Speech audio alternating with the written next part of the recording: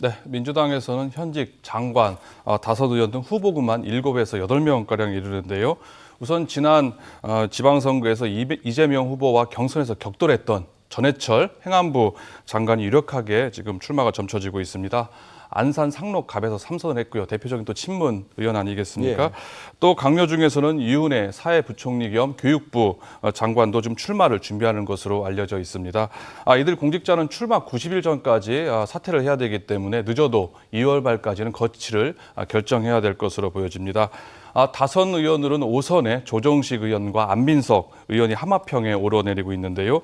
조 의원은 당내 요직을 두루 거쳤을 뿐만 아니라 주요 계파들로부터 원만하다는 평가를 받고 있습니다. 안 의원은 한 라디오 방송에서 여론조사에서 자신이 압도적으로 1위를 달리고 있다라고 하면서 적극적인 좀 행보를 보이고 있습니다. 또 수원시 최초로 3선 시장을 하고 또 최고위원까지 역임했던 염태영 시장도 꾸준히 지금 함합형에 오르고 있고요.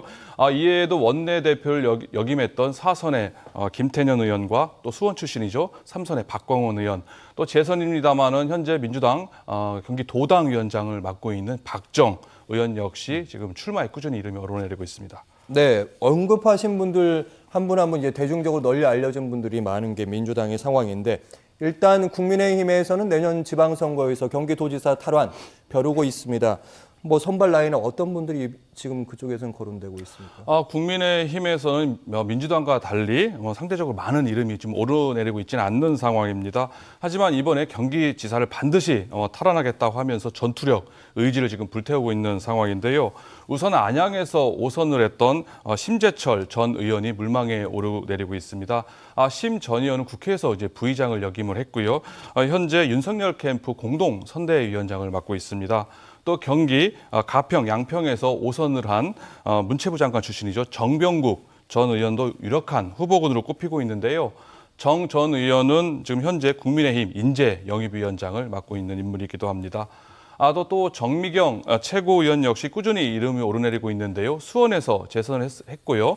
또 원외 인사로서 2번이나 최고위원에 당선되는 또 기염을 보인 인물이기도 합니다.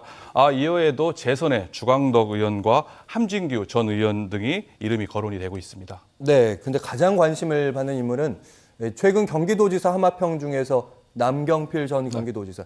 사실은 지난 지방선거에서 이재명 후보에게 패한 뒤에는 이제 정계 은퇴하겠다 손살에 치고 있는데 가능성이 있습니까? 어떻게 보십니까? 그렇습니다. 남경필 전 지사가 지난번 이재명 후보에게 재선에 덜미를 잡히지 않았었습니까? 패했었는데요.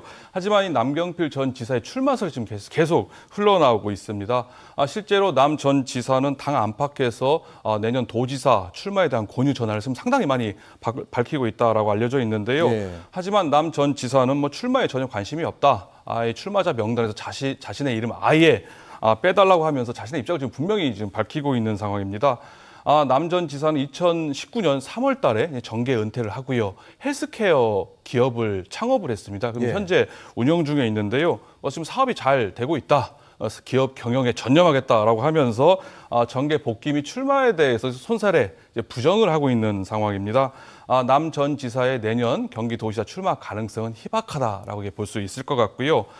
국민의힘에서는 상대적으로 후보가 많은 민주당에 비해서 뚜렷한 인물도 없는 상황에서 유력한 주자인 남 전 지사마저 출마에 대해서 부정적인 스탠스를 취하고 있다 보니까 상당히 고민이 커져간다 이렇게 볼 수가 있을 것 같습니다. 네, 내년 3월에 이제 대선이 치러지게 되면 어느 후보가 이제 대통령에 당선이 되더라도 여야의 경기지사 후보, 아무래도 그 대통령 후보들과 관련이 깊은 인물들이 나오지 않을까, 이런 생각도 좀 해볼 수 있는데요. 어떻게 보십니까?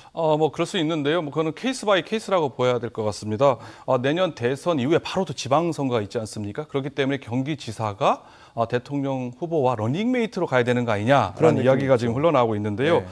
물론 이런 주장에 힘이 실린다고 하게 되면은 대선 후보 캠프 때부터 고생했던 의원들이 조금 유리하지 않겠느냐라고 이렇게 생각해 볼 수가 있습니다. 이렇게 될 경우에는 민주당에서 이재명 캠프 총괄 선대본부장을 역임했던 조정식 의원이라든지 총괄 특보 단장이었었죠. 안민석 의원, 또 국민의힘 입장에서는 윤석열 캠프 공동 선대위원장을 맡았던 심재철 전 의원이 다소 유리하지 않겠느냐 이렇게 예상해 볼 수는 물론 있습니다. 하지만 대선 후보가 선출되는 과정에서 갈등, 알력도 있을 수가 있고요. 또 원팀을 이뤄야 된다는 이런 상황에서 대선 후보까지 나왔는데 캠프 출신 인사들이 지방선거까지 독식한다.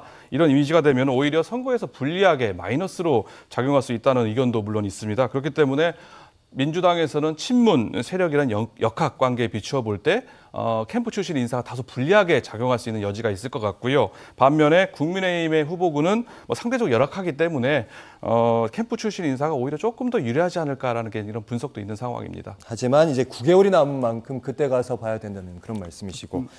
자, 대선이 이제 끝나고 3개월 만에 지방선거가 치러집니다. 아무래도 대선이 지방선거에 거의 그대로 영향을 미치지 않을까 대체로 다 짐작하는 분위기인데요. 앞으로 향후 행보, 향후 정치적 일정들 어떤 점들 저희가 고려해 보면 될까요? 그 말씀하신 것처럼 내년 대선 이후에 3개월 만에 지방선거가 치러지기 때문에 대선 결과에 지방선거가 크게 좌우될 수밖에 없는 상황이라고 볼 수가 있습니다. 즉 대선 판세가 지방선거 판세를 좌우한다라고 볼 수가 있을 것 같습니다. 즉 이재명 후보가 대통령이 되면은 민주당이 또 윤석열 후보가 대통령이 되면은 국민의힘 출신 후보가 경기도 도지사가 될 가능성이 높다라고 볼 수가 있는데요. 물론 양 후보가 박빙 승부를 펼치게 된다고 하면은 개개인 후보들의 역량, 개인기, 능력에 따라서 어느 정도 차이가 있을 수 있겠지만은 기본적으로 내년 대선 선거 결과에 연동된다 이렇게 볼 수 있을 것 같습니다.